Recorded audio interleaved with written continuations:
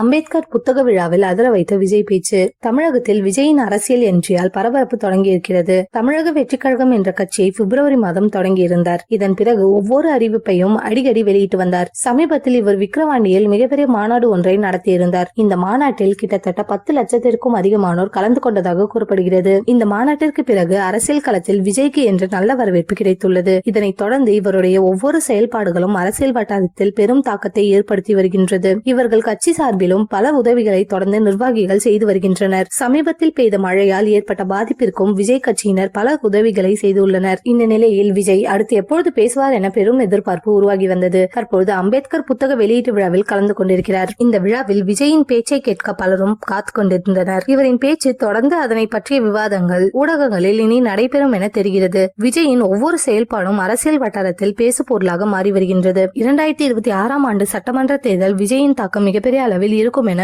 அரசியல் வல்லுநர்கள் கூறி வருகின்றனர். தற்போது பலரும் கூட்டணி கட்சிகளை பற்றி பேச தொடங்கியிருக்கின்றனர்.